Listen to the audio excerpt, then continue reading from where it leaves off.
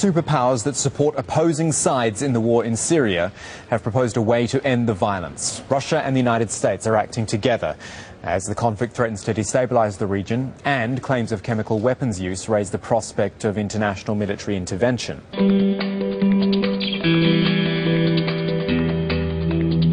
Russia and the United States have agreed to arrange an international conference aimed at ending the crisis in Syria, engaging both the government of President Bashar al-Assad and the rebels fighting to overthrow him.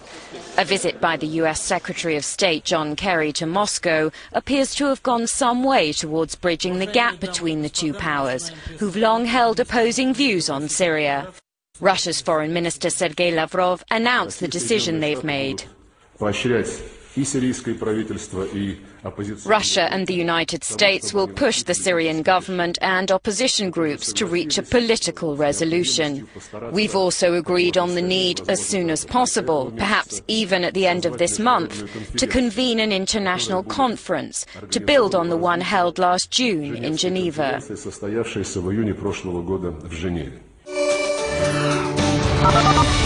In the past, the U.S. has insisted that Syrian President Bashar al-Assad must go. We have agreed to use our good offices, both of us, to bring both sides to the table, working with our other core coalition partners and other allies and interested parties, to bring both sides to the table in partnership with the concerned foreign countries that are committed themselves to helping the Syrians to find a prompt and political solution within the Geneva framework. We've also affirmed our commitment to a negotiated settlement as the essential means of ending the bloodshed, addressing humanitarian disaster in Syria, and addressing the problem of the security of chemical weapons and forestalling further regional instability.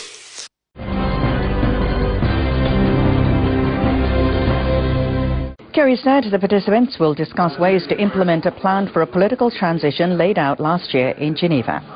Lavrov said the Syrian foreign minister suggested government leaders have responded positively to taking part. Delegates from some governments and international organizations have been arguing over the use of chemical weapons in the civil war, but they can't agree on whether those weapons were even used.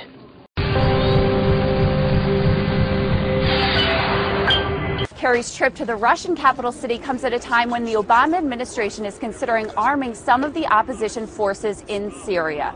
Kerry said today that that decision will be swayed in part by the evidence the administration gathers on potential chemical weapons use in the country and on whether or not the political transition he's working towards takes hold.